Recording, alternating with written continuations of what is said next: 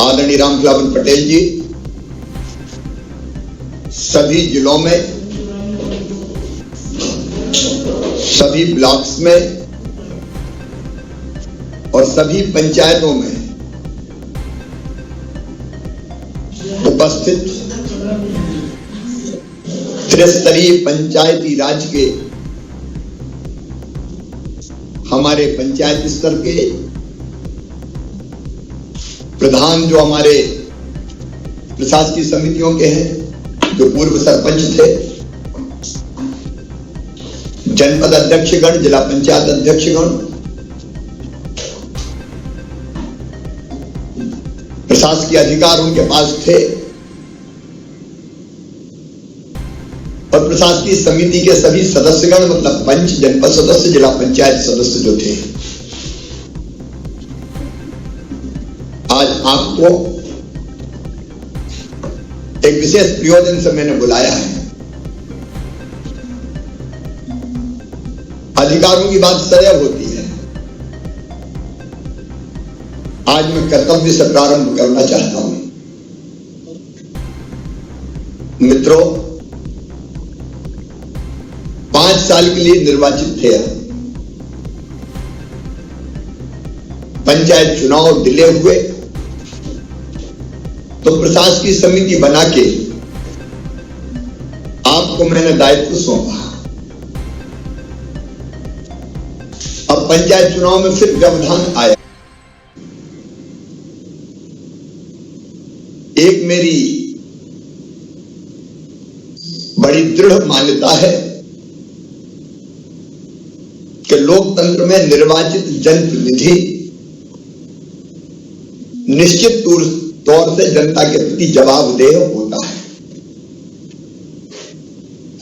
और उसी भाव से हमने प्रशासकीय समिति के अध्यक्ष और सदस्य बनाकर आपको जिम्मेदारी सौंपी थी। आज मैं वो चर्चा करूं उसके पहले एक महत्वपूर्ण जिम्मेदारी आपको सौंपना चाहता हूं। कोविड की तीसरी लहर हमारे प्रदेश में आ चुकी है। हम सब जानते हैं तेजी से कोविड पेशेंट्स की संख्या बढ़ती जा रही है।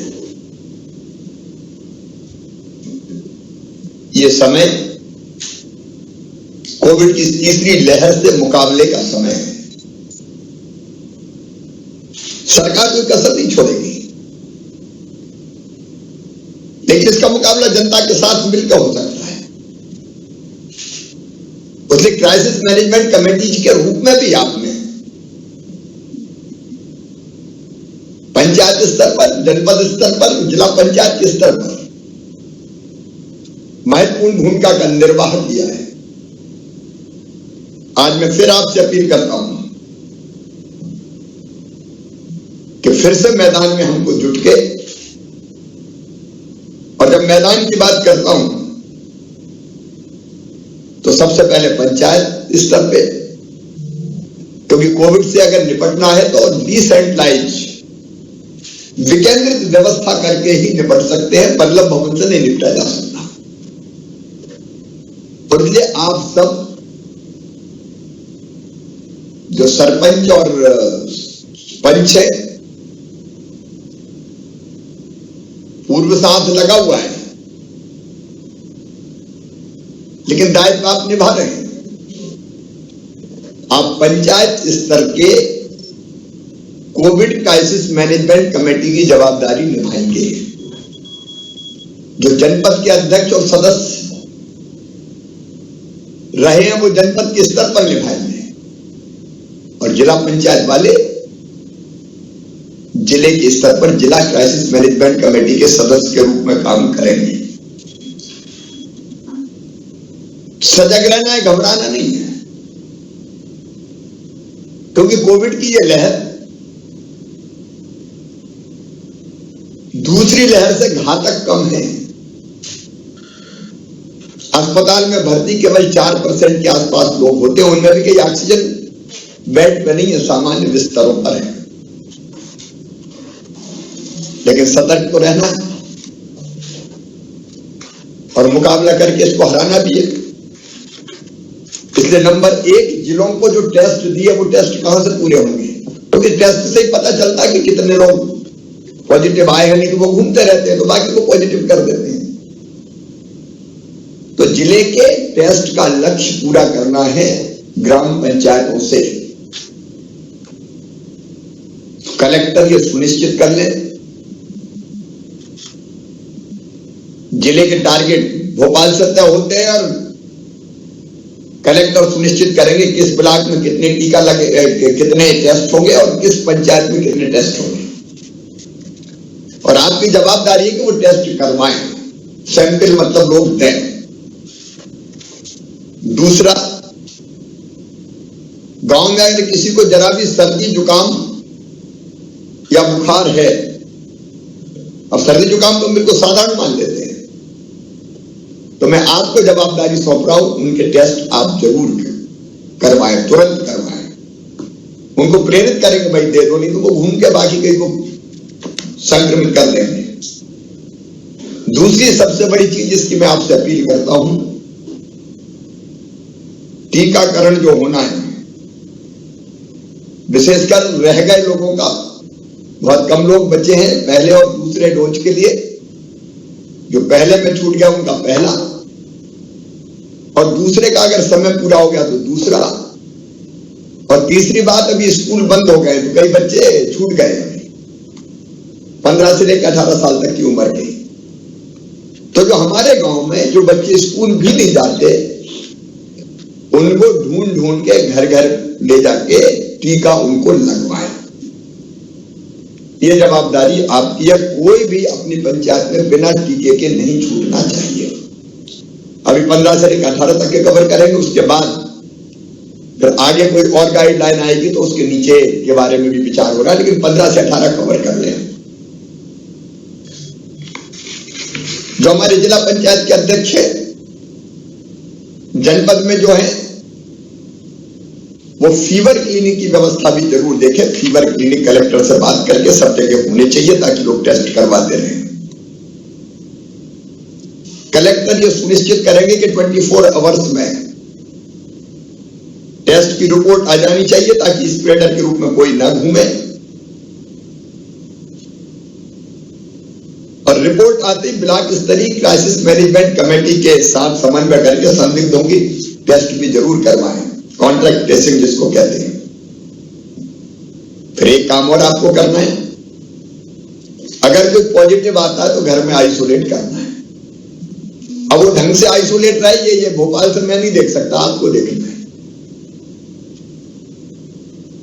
उसके पास दवा का किट पहुंच जाए, आपके साथ प्रशासन के लोग रहेंगे, पंचायत सचिव, रोजगार सहायक, आंगनबाड़ी कार्यकर्ता, आशा कार्यकर्ता, लेकिन देखना आपको है। तो ढंग से वो अलग थलग रहे, मेडिकल किट मिल जाए, दवाई लेना शुरू कर दे। समय पे दवा शुरू होगी तो इन्फेक्शन नहीं बढ़ेगा। और अगर घर में होम आइसोलेशन की व्यवस्था नहीं है, एक आधी कमरा है, तो पंचायत स्तर की हमारी समिति ब्लॉक और या जिले से संपर्क करके कलेक्टर व्यवस्था बनाएंगे, उनको कोविड केयर सेंटर में भर्ती करवाएं। और कोविड केयर सेंटर के लिए एम्बुलेंस उपलब्ध कराना कलेक्टर की जवाबदारी है। अगर किसी को ले जाना तो ले जाके हम कोविड केयर सेंटर में एम्बुलेंस से भर्ती करवा दें, अस्पताल की जरूरत पड़े तो अस्पताल में करवा दें। एक और आपसे निवेदन है, अभी 1 महीना केसेस बढ़ने की संभावना है, तो कोविड के अनुकूल व्यवहार का पालन करें। मतलब गांव में भी मास्क लगा के रखें। हम जानते हैं कि नहीं लगाते लोग हैं, तो मास्क लगा के रखें। भीड़ वाले कार्यक्रम ना होने दें, मेला ठेला ना होने दें। स्कूल अभी बंद है, शादी ब्याह में भी 250 से ज्यादा की संख्या ना रही। अंतिम संस्कार में भी जो व्यवस्था बनाई है उसके अनुसार अंतिम संस्कार हो, ये हमको देखना पड़ेगा। फिर कोविड केयर सेंटर ठीक से चले, इसलिए जिले के हमारे प्रशासकीय समिति के जो अध्यक्ष रहे, मतलब जिला पंचायत अध्यक्ष, बराबर ये चिंता करें उनके सदस्यों के साथ कि कोविड केयर सेंटर ठीक से संचालित हो रहे कि नहीं हो रहे, देखें उस व्यवस्था को, ताकि वो ठीक ढंग से चल सके। जो कस्बे और शहर है वहां बस स्टैंड, अगर रेलवे स्टेशन है तो रेलवे स्टेशन, वहां भी टेस्टिंग की व्यवस्था होनी चाहिए। दवाइयों की व्यवस्था पर आप खुद नजर रखें, एक जिम्मेदारी। और आपको दे रहा हूं, जो होम आइसोलेशन में है, अस्पताल में भर्ती है, उनसे फोन पर बात करते रहे। गांव में भी कोई अगर आइसोलेशन में है तो सरपंच फोन करके पूछे, भैया क्या हाल चाल है, कोई दिक्कत तो नहीं है? और दिक्कत है तो फिर बताए उपयुक्त स्थान पर। लेकिन बात अगर होती रहे और ये भी जान लें कि वहां डॉक्टर उनसे 2 बार बात कर रहे हैं कि नहीं कर रहे हैं, और नहीं हो तो तुरंत कलेक्टर को सूचित करें, ताकि वो व्यवस्था बनाई जा सके। होम आइसोलेशन में ठीक इलाज हो जाए तो अस्पताल की जरूरत ही नहीं पड़ेगी। और इसलिए मुझे लगता था ये बहुत जरूरी है। फिर जिले की जो हमारी टीम है वो देख ले, कोविड केयर सेंटर के साथ अस्पतालों में ऑक्सीजन की व्यवस्था, एम्बुलेंस की व्यवस्था, बाकी इंतजाम प्रभारी मंत्री भी देख रहे हैं, विधायक सांसद भी देख रहे हैं, आप भी देखें। तो मिलकर हम इस कोविड से निपटे, ये जिम्मेदारी जवाबदारी आपको दे रहा हूं। इसके साथ साथ मित्रों, देखिए जनता की ताकत से ही सारे काम होते हैं। अभी बीच में प्रशासकीय अधिकार आपसे वापस ले लिए गए थे, आज मैं फिर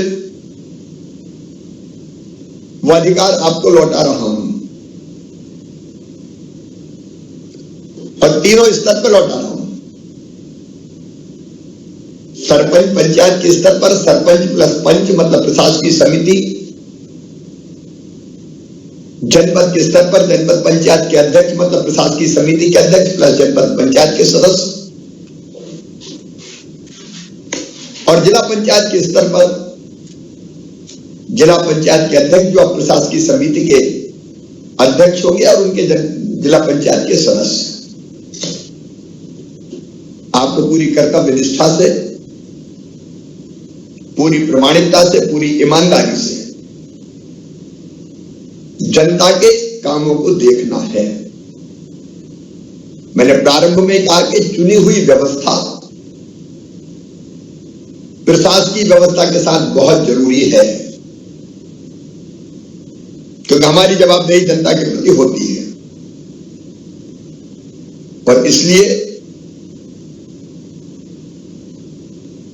काम फिर से संभाल के, जब तक हमको अवसर मिलता है,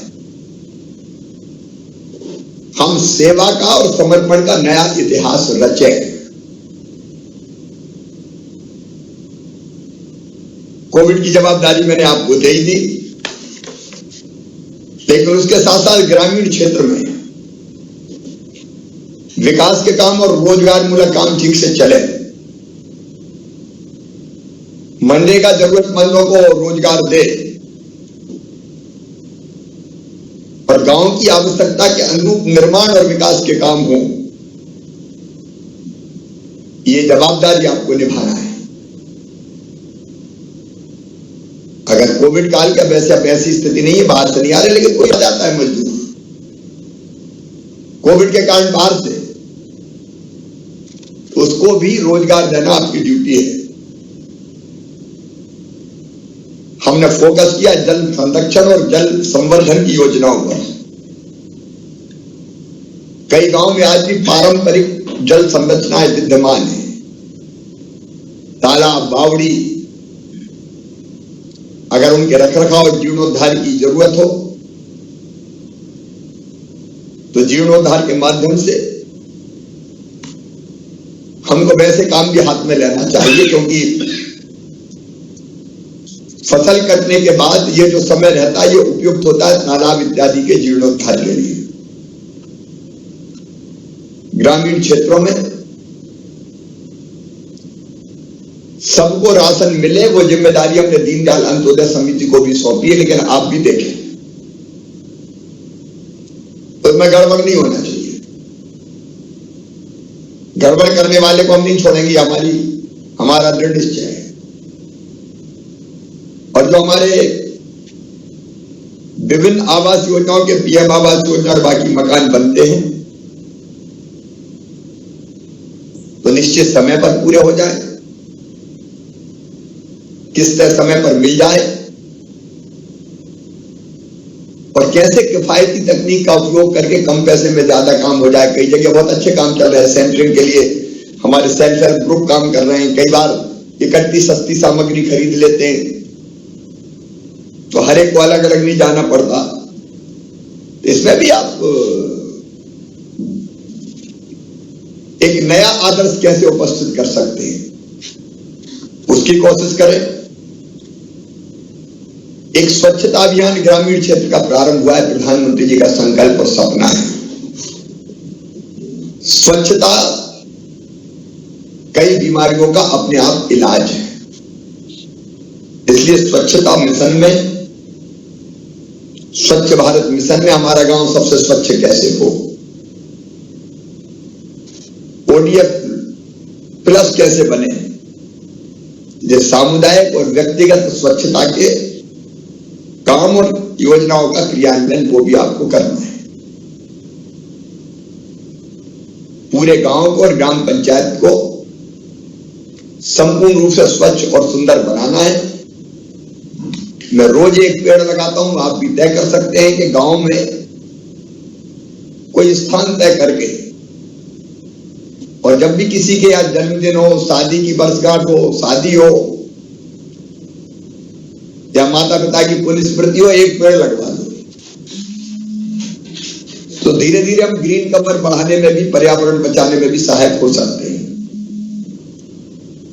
स्व सहायता समूह एक नई ताकत के रूप में उभर रहे हैं। महिलाओं के स्व सहायता समूह, उनको हमें प्रेरित करना है, विकसित करना है। जहां गठित नहीं है वहां गठित करने में सहयोग देना, उनके माध्यम से स्वरोजगार के साधन विकसित करना। नल जल योजनाओं के काम को कई पंचायतों में चल रहा, आपको पता है, बहुत बड़ा अभियान दिया हुआ है। नल जल योजनाओं के काम ठीक चले, उस पर ध्यान देना है। न केवल उनका क्रियान्वयन हो, बल्कि जो पेयजल का जो टैक्स रहता है उसकी वसूली भी हो, तब योजनाएं ठीक से चल पाएंगी। रोजगार मूलक जितने काम हो सकते हैं उन सबको ठीक से क्रियान्वित करवाना है। अलग अलग कल्याणकारी योजनाएं वो अनेकों हैं, बच्चों के लिए है, गरीबों के लिए है, दिव्यांगों के लिए है, महिलाओं के लिए है, बच्चों की छात्रवृत्ति है, मध्याह्न भोजन है, आंगनबाड़ी है। अब ये सब कैसे ठीक से चले, एक बार आप तय करो कि आपके गांव में कोई बच्चा कुपोषित नहीं रहेगा। फिलहाल आंगनबाड़ी पे कुछ समय के लिए रोके, लेकिन रेडी टू ईट राशन घर तक पहुंचे, वो बच्चे उसको खाएं ताकि वो कुपोषण से बाहर रहे। तो इस तरह की जितनी योजना है, मैं भी एक आंगनबाड़ी ले रहा हूं, आप अपने गांव की आंगनबाड़ी ले लो हाथ में, क्या हम इसमें ठीक करके बताएंगे हमारे गांव का कोई बच्चा कुपोषित नहीं रहेगा। बेटी का जन्म हो तो गांव में खुशी मने कि लाडली आई है। ये सामाजिक परिवर्तन के वाहक भी आप बनो। मैं सचमुच में आपके साथ मिलके इस तरह के सामाजिक अभियानों को भी गति देना चाहता हूं। पेड़ लगाओ, पानी बचाओ, बिजली बचाओ, फालतू बिजली क्यों चले। ऊर्जा साक्षरता अभियान चला है तो बिजली बचाना बिजली बनाने जैसा है, दिन में बल्ब काय को जले साहब। आखिर पैसा कौन का जल रहा है? बल्ब थोड़ी जलता है, कोयला भी जलता है। बनाने में पैसा लगता है तो पैसा जलता है उसमें। तो जितनी जरूरी है उतनी उपयोग करें अपन। तो ऊर्जा साक्षरता अभियान, उसको भी गति देना है। आओ मिलके हम कोविड का मुकाबला भी करें,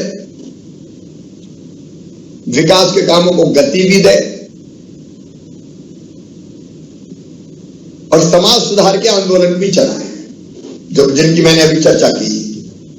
पेड़ लगाओ, पानी बचाओ, जल संरचनाएं बनाओ, बिजली बचाओ, बेटी बचाओ। इन सारे अभियानों को गति गांव में दी जा सकती है। गांव में सामाजिक समरसता का भाव बने और मिलजुल के ग्रामवासी काम करें। अब जब होंगे चुनाव, देखा जाएगा, जैसा भी 2 महीने 4 महीने जो भी लगे, लेकिन हम उस दिशा में पूरे गांव को एक करके विकास और जन कल्याण के कामों से जोड़े। इतना जरूर है कि अगर कहीं दुरुपयोग हुआ तो प्रशासकीय अधिकार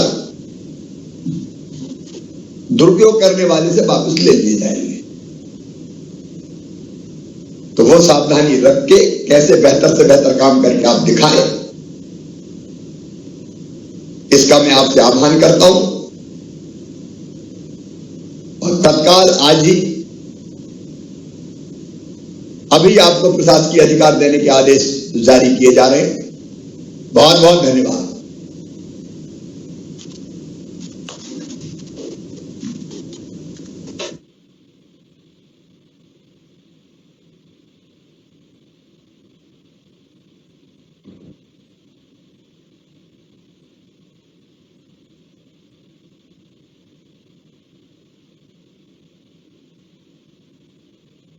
आदरणीय रामखिलावन पटेल जी सभी जिलों में, सभी ब्लॉक्स में और सभी पंचायतों में उपस्थित त्रिस्तरीय पंचायती राज के हमारे पंचायत स्तर के प्रधान, जो हमारे प्रशासकीय समितियों के हैं, जो पूर्व सरपंच थे, जनपद अध्यक्षगण, जिला पंचायत अध्यक्षगण, प्रशासकीय अधिकार उनके पास थे और प्रशासकीय समिति के सभी सदस्यगण, मतलब पंच, जनपद सदस्य, जिला पंचायत सदस्य जो थे, आज आपको एक विशेष प्रयोजन से मैंने बुलाया है। अधिकारों की बात सदैव होती है। आज मैं कर्तव्य से प्रारंभ करना चाहता हूं।